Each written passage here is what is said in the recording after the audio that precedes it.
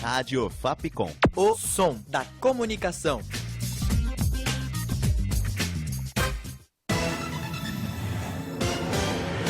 Panorama.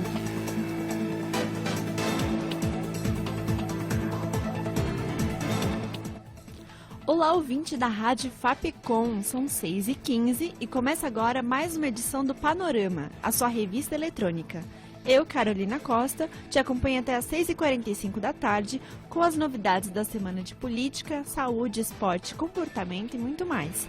Tenho aqui comigo Nicolas Ramolo. Boa tarde, Nicolas. Boa tarde, Carol. Boa tarde, ouvinte. O ministro Teori Zavascki, do Supremo Tribunal Federal, morreu na tarde de ontem após uma queda de avião em Paraty, no litoral sul do Rio de Janeiro. Nesta manhã, os bombeiros terminaram de retirar os corpos do local do acidente. 5 pessoas morreram na queda, além do ministro, sendo elas o empresário Carlos Alberto Fernandes Filgueiras, dono do avião, o piloto Osmar Rodrigues, Mayra Hilda, massoterapeuta de Filgueiras, e a mãe dela, Dona Maria Hilda. E no panorama de hoje você confere também: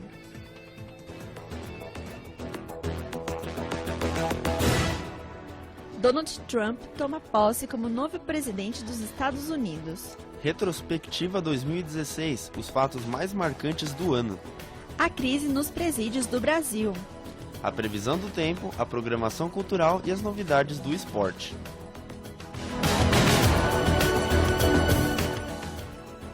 Pouco se sabe até agora sobre o que pode ter causado o acidente aéreo.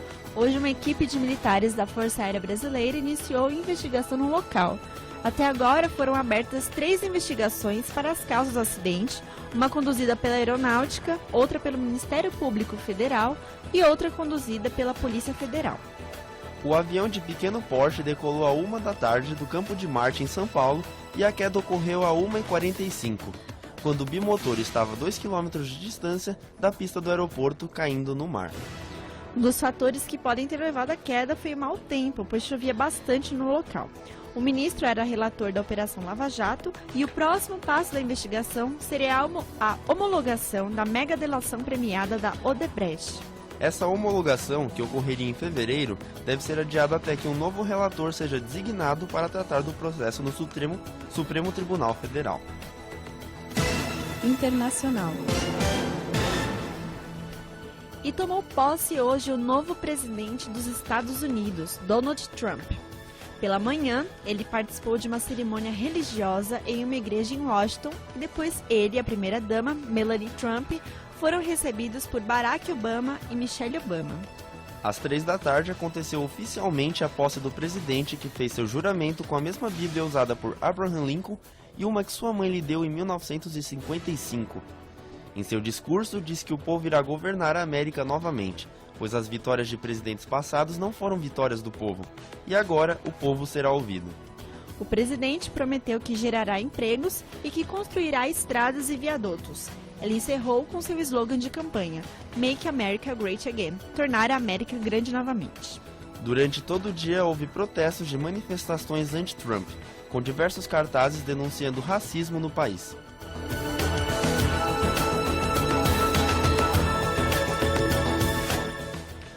A crise nos presídios brasileiros está tomando conta dos noticiários desde o início do mês, quando 56 presos morreram no complexo penitenciário Anísio Jobim, em Manaus.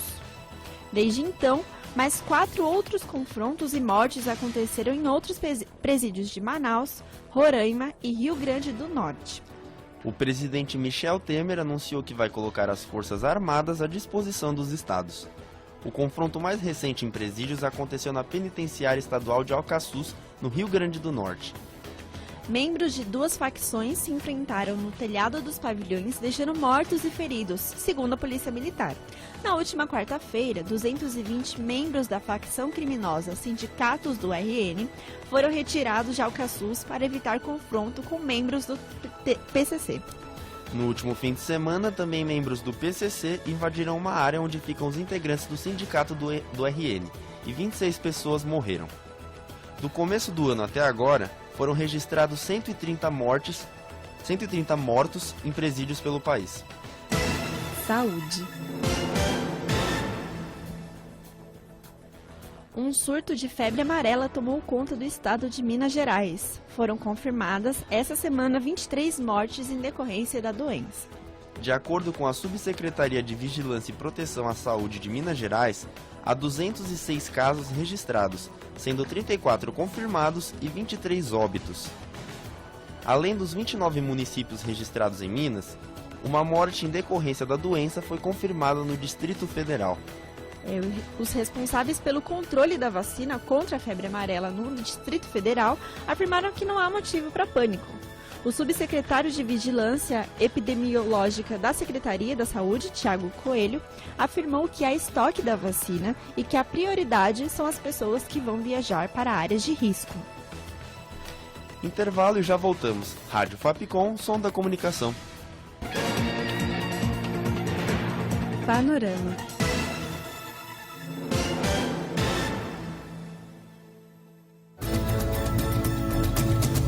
Rádio Fapcom. O som da comunicação. O comercial a seguir foi totalmente idealizado pelos alunos da Fapcom e realizado em nossos estúdios com finalidade estritamente acadêmica.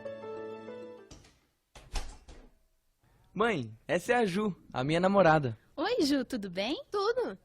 É a primeira vez que namora? Não. Antes teve o Marcinho. Ele era um gato e me enchia de roupas. Teve também o Gustavo, que adorava tirá-las. E o Júlio, que era... Que tal desapegar? Feira semestral de troca de vestuário. Mais informações no site www.feiradetrocadevestuario.com.br. Querido, vem cá. Você gosta mesmo dela? Então, filho, desapega. Fapcom. Excelência reconhecida. Em 2017, comece sua carreira em comunicação. Estude na Fapcom. A Fapcom oferece cursos de jornalismo, relações públicas, publicidade e propaganda, rádio, TV e internet, fotografia, filosofia, multimídia e audiovisual. Vestibular 2017 Fapcom. Inscreva-se www.fapcom.edu.br. Fapcom, sua carreira em comunicação começa aqui. Rádio Fapcom. O som da comunicação.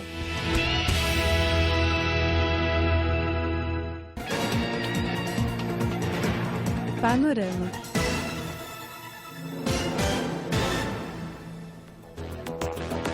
São 6h23, estamos ao vivo pelo canal Estúdio Fapcom no YouTube.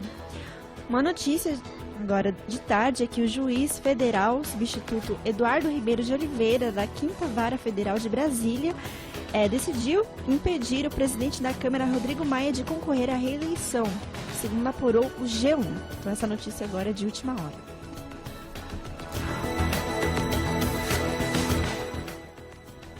E agora, uma retrospectiva de 2016 com os principais fatos que marcaram o ano.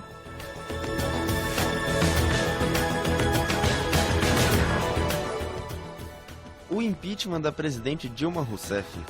Após ser denunciada por crime de responsabilidade em 2015, o processo de impedimento da presidente terminou em 31 de agosto de 2016. A crise política dividiu os brasileiros entre aqueles que concordavam com o impeachment da presidente e os que alegavam ser um golpe. O Brasil ganha um novo presidente. Michel Temer toma posse e tem a responsabilidade de reorganizar a economia do país.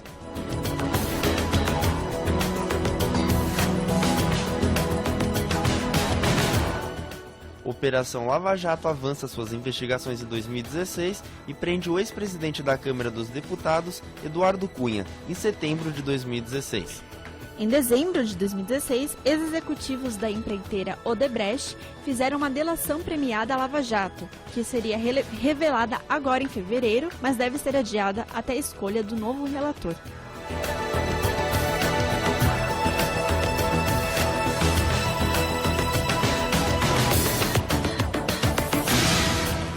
O mundo foi surpreendido com a vitória de Donald Trump nas eleições americanas.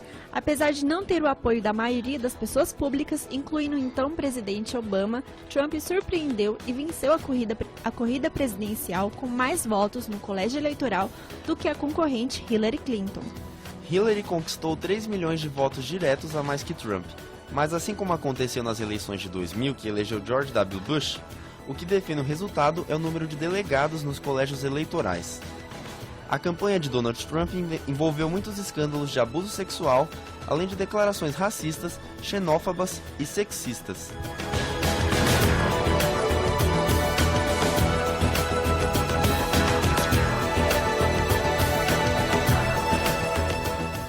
Olimpíadas e Paralimpíadas Rio 2016. O Brasil superou as expectativas do mundo e deixou um legado às Olimpíadas. Apesar dos problemas com a instalação dos apartamentos no Parque Olímpico, as Olimpíadas foram um sucesso de público e show. A festa de abertura foi marcada pelo espetáculo de dança, cores e música, e uma festa muito brasileira. Ganhou destaque o voo do 14 bis de Santos Dumont e o desfile de Gisele Bündchen. Para o Brasil foram 19 medalhas, sendo essa a melhor campanha do país na história dos Jogos, e 72 medalhas nas Paralimpíadas. Rafaela Silva, do judô, surpreendeu ao vencer medalha de ouro, superando o racismo e o preconceito. Diego Hipólito conquistou pela primeira vez a medalha olímpica, vencendo a prata no solo. A americana Simone Biles foi o grande destaque na ginástica, ganhando 4 medalhas de ouro em sua primeira competição nos Jogos. O vôlei brasileiro masculino foi ouro em quadra e na areia. E o ouro também inédito foi para o futebol brasileiro masculino em campo, vencendo a Alemanha nos pênaltis.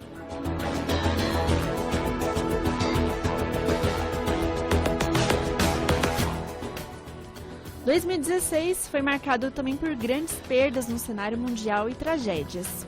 Fidel Castro, o líder e ditador cubano, morreu em 26 de novembro aos 90 anos. Ídolos do mundo do futebol, da música e do cinema também se foram em 2016. Carlos Alberto Torres, capitão do Tri. Muhammad Ali, boxeador. Elke Maravilha, Caubi Peixoto, Ferreira Goulart, Domingos Montanher, Orival Pessini, David Bowie, Prince, George Michael, Carrie Fisher, Debbie Reynolds e Leonard Cohen.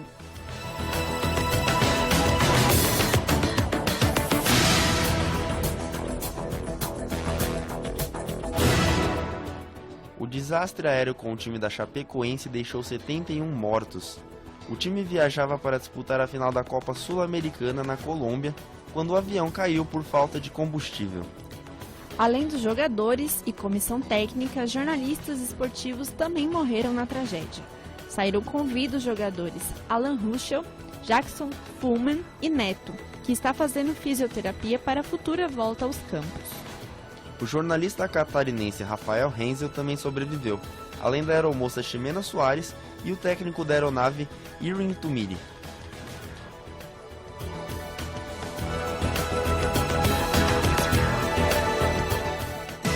Tempo e temperatura. E a chuva continua nesse fim de semana em São Paulo. No sábado, a previsão é que ela venha a qualquer momento. O sol estará presente, mas encoberto por muitas nuvens. Máxima de 26 graus e mínima de 18. O domingo é de tempo fechado também. Chuva a qualquer momento com as mesmas temperaturas do sábado. Fapcom. E aqui no Panorama você fica por dentro dos lugares turísticos de São Paulo no Pela Cidade. Hoje você conhece a Sala São Paulo.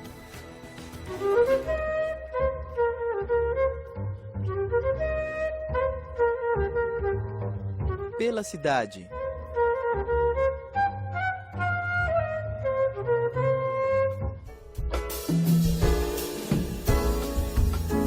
O edifício que hoje abriga a Sala São Paulo, originalmente foi construído para ser a estação inicial da Estrada de Ferro Sorocabana em 1925. Com o fim da Era de Ouro do Café, a estação caiu em esquecimento e ficou praticamente abandonada. Em 1990, parte do local se transformou na Sala São Paulo, a sede da Orquestra Sinfônica do Estado de São Paulo. A sala é o grande hall da Estação Júlio Prestes. A primeira grande estreia foi em 1999. Sob a regência do maestro John Nashling, a orquestra apresentou a peça sinfônica número 2, Ressurreição, de Gustav Mahler. Localizado na Praça Júlio Prestes, na Luz, o lugar oferece diversos serviços para quem for prestigiar as apresentações. Enquanto espera para o início do espetáculo, você pode tomar um café no café da sala, almoçar no restaurante da sala ou ir na confeitaria Dulca, aberta desde 1951. Se quiser fazer umas comprinhas antes do espetáculo, é só passar pela Loja Clássicos, especialista em CDs, DVDs e livros de música e arte. E na loja Zona D, você encontra todos os produtos da marca Ozesp. Quase todos os domingos, a sala faz apresentações gratuitas, às 11 horas da manhã, entre elas a própria Orquestra Sinfônica ou orquestras parceiras. Os ingressos são distribuídos na bilheteria do primeiro subsolo nas segundas-feiras anterior ao concerto.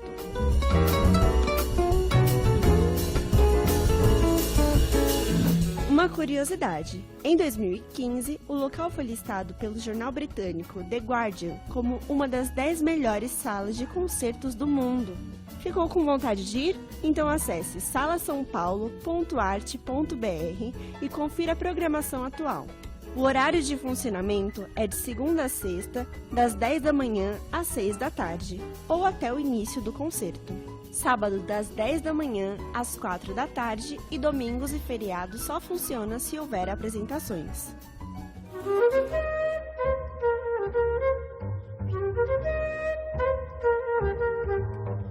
Pela cidade.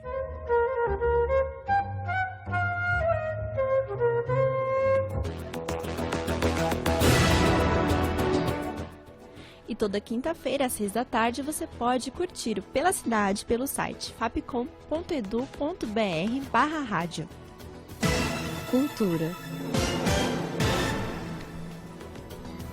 Nicolas, sabia que o cinema tá cheio de novidade aí nas férias? Sim. E o cinema brasileiro também tá bombando, principalmente com o filme Minha Mãe é uma Peça 2, que vem dominando a audiência aqui agora nas férias de janeiro. O filme estreou em 22 de dezembro e já ultrapassou a marca de 7 milhões de espectadores em todo o país. Realmente foi um marco, assim, para o cinema nacional na comédia, né? A comédia é muito forte. Aqui no Brasil, as maiores produções que a gente tem em questão de bilheteria são comédias, e como o primeiro filme foi um grande sucesso, era natural que o segundo também fosse atrair um grande público, né? Principalmente família, né? Eu fui assistir com a minha mãe e tinha muito amigos e família também, filhos com a mãe. Eu acho que todo mundo gostou. É um filme pra família inteira mesmo. É um filme pra família.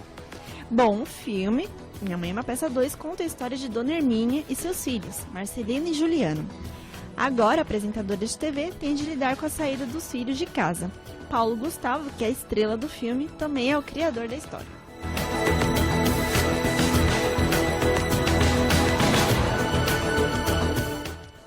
Outro filme que está em cartaz e fazendo muito sucesso é o filme de ação e ficção científica Assassin's Creed. Nicolas sabe mais sobre o filme do que eu, né? O filme é baseado num jogo, né? Um jogo que vem fazendo bastante sucesso atualmente. E como o cinema sempre gosta de pegar carona em que está fazendo sucesso, fazer uma adaptação para ganhar um dinheiro a mais, eles adaptaram o filme. As críticas estão sendo divididas. Tem gente que está achando um filme legal para assistir com a família também, uma boa diversão, mas tem outros que estão caindo matando, estão criticando o filme, falando que é um filme superficial e que perdeu as origens do jogo. Tem sempre isso, né? Porque a maioria antes era do livro, né? Fazia a versão do cinema do livro. Agora é jogo até. Jogos. Mas o campo dos jogos, o cinema geralmente quase nunca acerta. Geralmente os filmes baseados em jogos, a crítica sempre... principalmente porque tem muitos fãs, né, dos jogos. E são várias etapas e que todo mundo fica fascinado na história do jogo. Mas pra quem gosta de efeitos especiais, vale a pena assistir porque o filme é muito bem produzido. Muito bem. Bom, um longa conta a história de Keylon Lynch, que descobre que é descendente de um membro da Ordem dos Assassinos. E via memória genética, revive as aventuras do guerreiro Aguilar. Então, ele volta aos dias de hoje para enfrentar os Templários.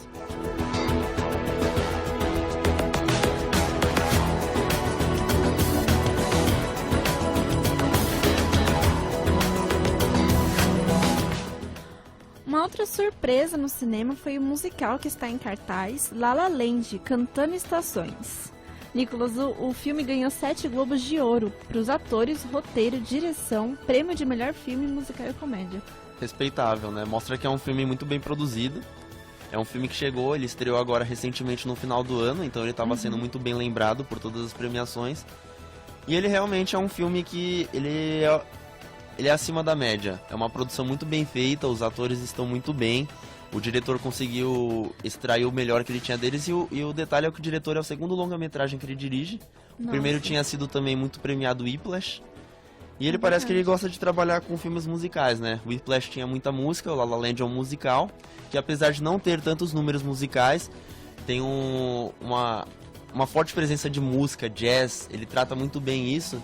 E pra quem gosta de musical, quem gosta de música e de filmes bem produzidos, com certeza vale a pena ir assistir no cinema. É mais sobre a história dos músicos, né? Porque ele é um músico de jazz, ele é um pianista. Sebastian é um músico de jazz que tá tentando achar o lugarzinho dele no sol. E a atriz Mia, né? E eles acabam se encontrando e se apaixonando durante o filme. E aí a música envolve a história deles, né? Sim.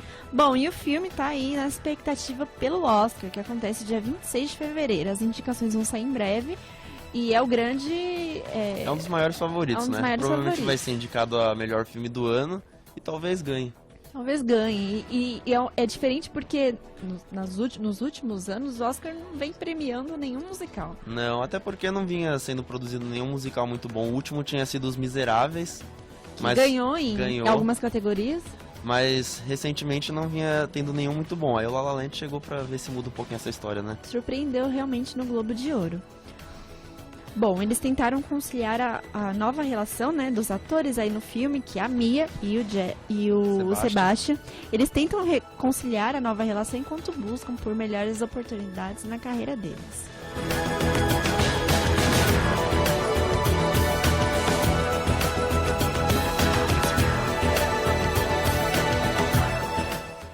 E para as crianças, a animação do momento está garantida com o filme Moana, Um Mar de Aventuras. Moana é uma corajosa menina que vem de uma família de navegadores e ela e seu amigo Maui vão atrás da história da sua família em uma ilha desconhecida. Realmente, eu acho que as animações vêm dominando também os cinemas. Sim. A Disney, Pixar, a DreamWorks sempre trazem animações muito legais. A gente vive um momento em que dificilmente aparece alguma animação que não é tão boa. E a Moana é da Disney, lógico que tem qualidade. Com certeza. E também, apesar de ter sido lançada agora já em janeiro, comecinho do ano, já tem muita gente apostando nela como favorita pro Oscar. Em animação, né? Em animação, até porque as histórias agora que estão fazendo nas animações não são só para crianças, né? Sim. São para a família inteira. Por exemplo, Divertidamente. Era mais para adulto do que para criança em si a história. E a própria Moana traz um assunto que é factual agora, porque não é uma princesa como a Disney geralmente faz, não é uma menina fraca que precisa de um homem. Conta a história de uma menina que ela é forte, que ela é independente, ela sabe fazer as coisas. E ela é a principal realmente. Ela é heroína, né? Ela é sua própria heroína, não precisa de nenhum homem pra salvá-la no fim. Muito bem.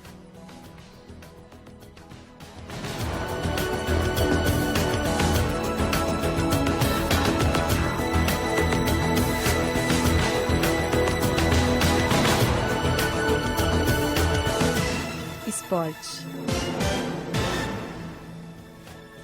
O técnico Tite divulgou ontem a lista com os 23 jogadores convocados da seleção para o amistoso contra a Colômbia no próximo dia 25. O jogo será uma partida beneficente para arrecadar fundos para as famílias das vítimas da tragédia da Chapecoense. Como não se trata de data FIFA, apenas atletas que atuam no futebol brasileiro foram convocados. Foram eles, goleiros Everton do Atlético Paranaense, Danilo Fernandes do Internacional e Muralha do Flamengo. Laterais, Fábio Santos do Atlético Mineiro, Fagner do Corinthians, Jorge do Flamengo e Marcos Rocha do Atlético Mineiro. Zagueiros, Pedro Jeromel do Grêmio, Luan Garcia do Vasco, Rodrigo Caio do São Paulo e Vitor Hugo do Palmeiras. Os meias, Camilo do Botafogo, Diego do Flamengo, Gustavo Scarpa do Fluminense, Henrique do Cruzeiro, Lucas Lima do Santos, Rodriguinho do Corinthians, Wallace do Grêmio, William Arão, do Flamengo. Os atacantes, Diego Souza, do Sport, Dudu, do Palmeiras, Luan, do Grêmio e Robinho, do Atlético Mineiro. A seleção brasileira se apresenta ao técnico Tite na próxima terça-feira no Hotel Windsor, na Barra da Tijuca. O treino está marcado para as 5 da tarde do mesmo dia. Já o jogo será realizado no dia seguinte, no estádio do Engenhão, às 9h45 da noite.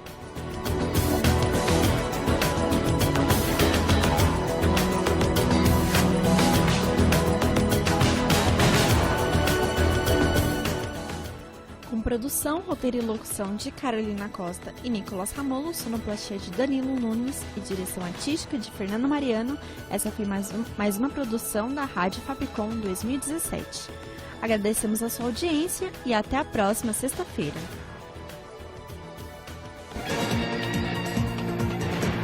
Panorama.